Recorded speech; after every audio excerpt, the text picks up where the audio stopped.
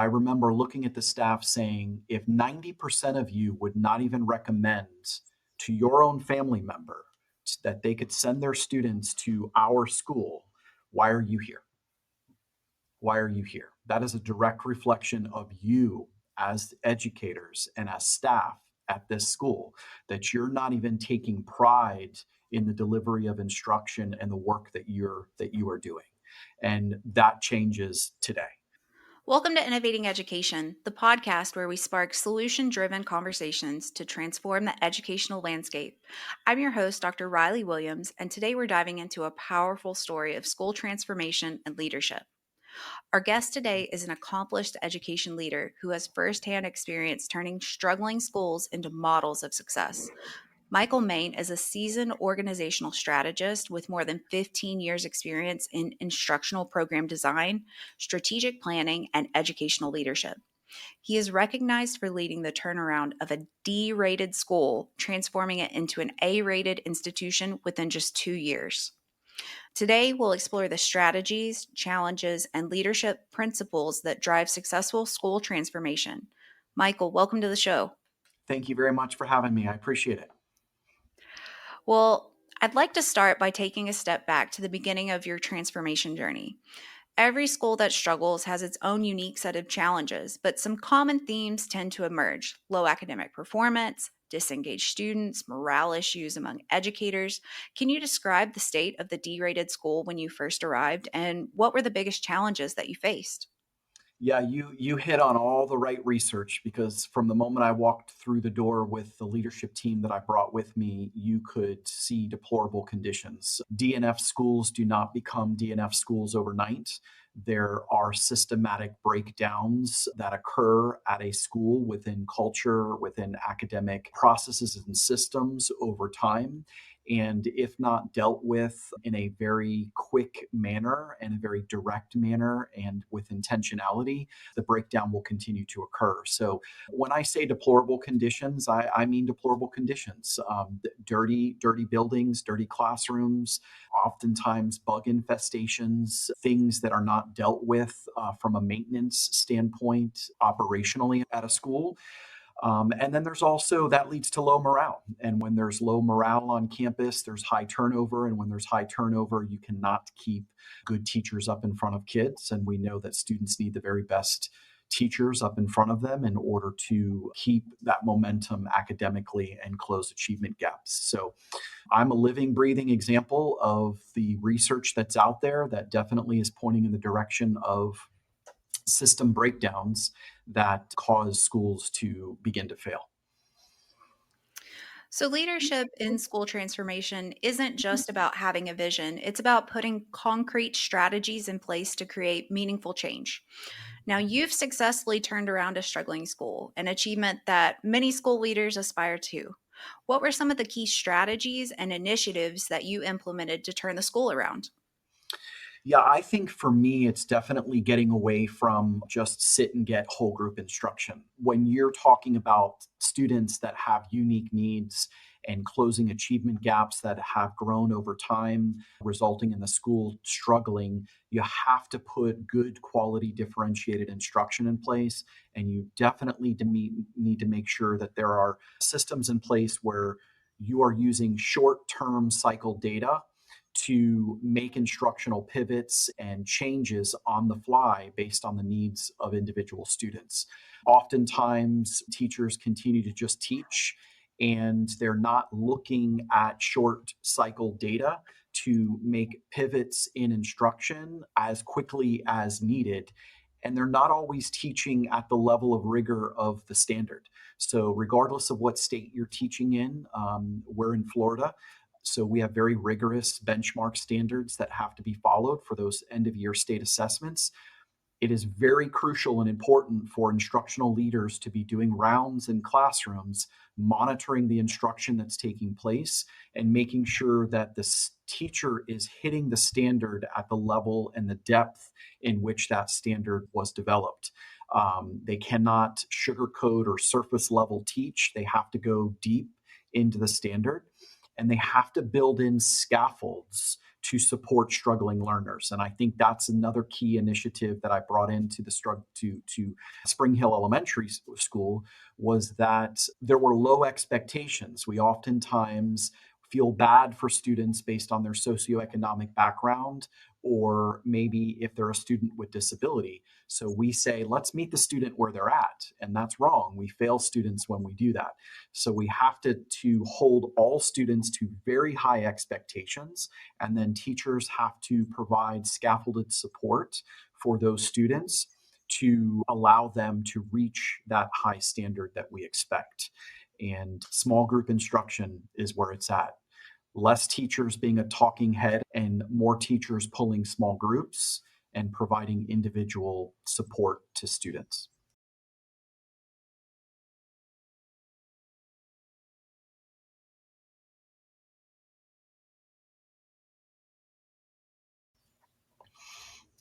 That's fantastic. So, of course, no transformation happens in isolation. Yeah. Even the best plans require buy in from teachers, staff, and the community to be truly taken effect.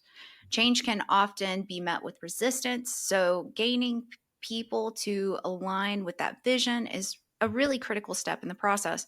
How did you build buy in and support for your vision to change from teachers, staff, and the community? I implemented what was called Five Essential Survey. It's put out by U Chicago. It's research-based survey, and I surveyed staff. And we surveyed parents, we surveyed students, actually, fourth and fifth grade students. The survey didn't go any lower than fourth and fifth grade because, of course, the students needed to understand the questions. But we surveyed as many stakeholders, community engagement stakeholders, business community leaders, realtors in the community that sell homes around the school. And I got the survey results back, and it was brutal. It was brutal that people were very honest with the feedback that they gave, including the students. And I remember very vividly to this day standing up in front of my staff and putting those survey results up on the projector and just hit the results head on in a very brutal and honest way with our staff. There was no sugarcoating how people felt. There was one question in particular that I think allowed me to really get things moving at Spring Hill Elementary, and that was, if you were to recommend the school, Spring Hill Elementary, let's say you're a teacher, you're a staff member, if you were to recommend it, the school, would you recommend to a family member that they send their child to your school that you teach at? And a resounding almost 90% of the staff said no. Wow. And of course, I was new there, but I remember looking at the staff saying, if 90% of you would not even recommend to your own family member that they could send their students to our school, why are you here? Why are you here? That is a direct reflection of you as educators and as staff at this school, that you're not even taking pride in the delivery of instruction and the work that you are doing. And that changes today. Um, and so I used that question, and my leadership team used that question to really then begin to drill deeper into those survey results and begin to develop our strategic planning and our school improvement planning around that data. Realtors were really struggling to sell homes in the area because we were a D school and had been for a couple of years under the former leadership. And that was a big thing for them. And so we had to bring people in to say, we want to be able to brighten this area up. We need to clean up the school. We need to change culture. We need to increase morale. In 2 years, turned over 53 teachers. Wow. Well, And my allocations were only 60. I only had 60 staff members. So in 2 years, 53 staff members turned over. You have to hire the right staff that has the grit and the drive and the determination to work with struggling students. so transforming a school is never a straight path. There's always key moments that signal progress or change the system.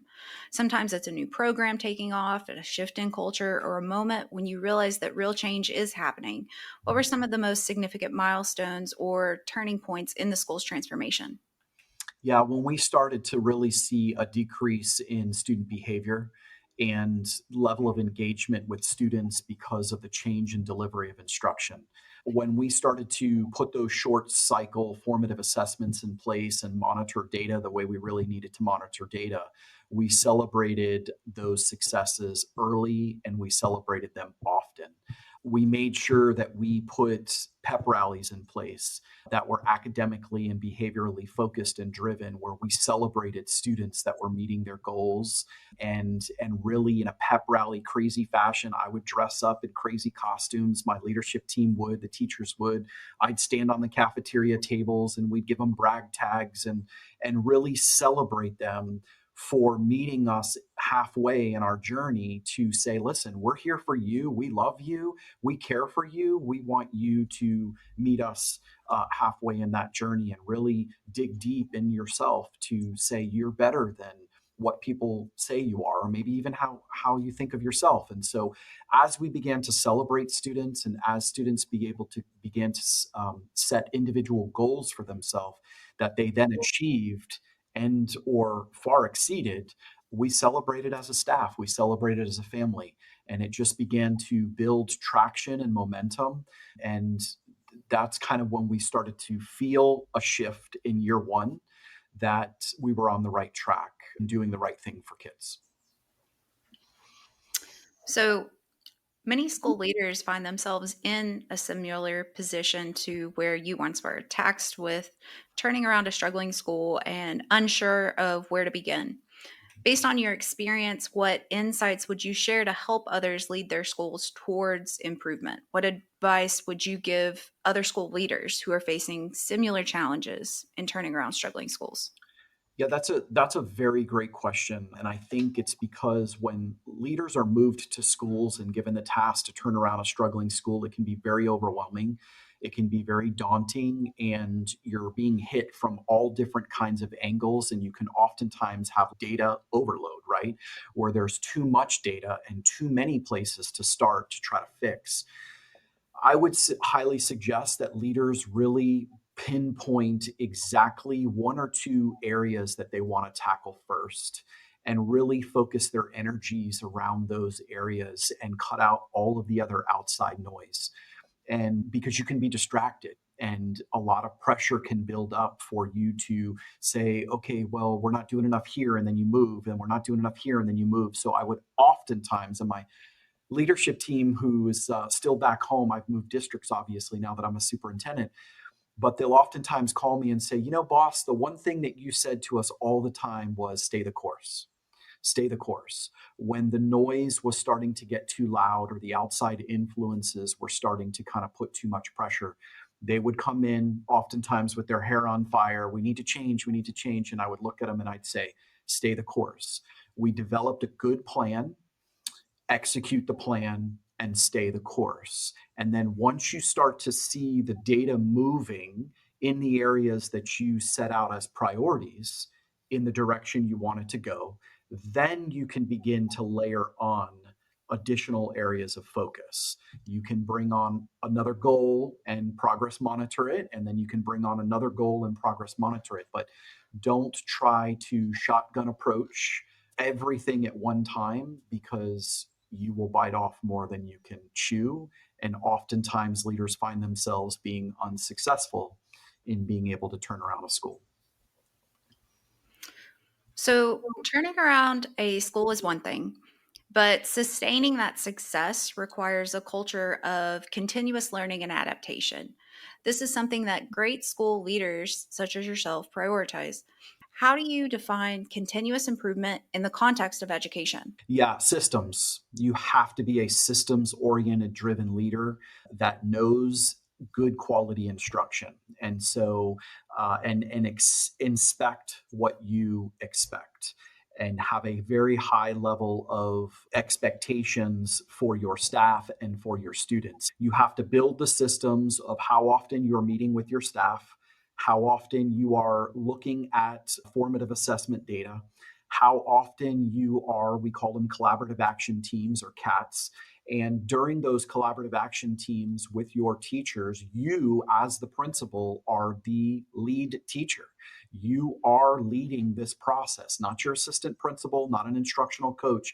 They can be there to help facilitate and guide, but you are the one driving the expectations during those collaborative action teams. You're looking at data, you're looking at instruction, you're looking at standards. One of the systems that I put in place was also having teachers bring student work to the table during those collaborative action teams. Let's dissect the work. Let's do student work analysis protocol, and let's look to see, did the students, let's separate the papers high, medium, and low. Your high achieving students that hit the mark, what kind of work did they produce? How are they solving the problems? The students that did not get a good grade on the paper or good feedback from the teacher, where were the misconceptions? What did they answer that was inaccurate or not hitting the mark on the standard? And did the teacher teach it the way they thought? I couldn't agree more. Data has become this driving force in education, and it really does help our educators make informed decisions that directly impact our student outcomes. Well, Mr. Maine, this has been a truly insightful and inspiring conversation. Your leadership in transforming schools and fostering a culture of continuous improvement offers educators and administrators a roadmap looking to make a real impact. Thank you again for joining us. And to our listeners, thank you for tuning in to Innovating Education. If you found value in this conversation, be sure to subscribe, leave us a review, and share this episode with your network. Until next time, keep innovating.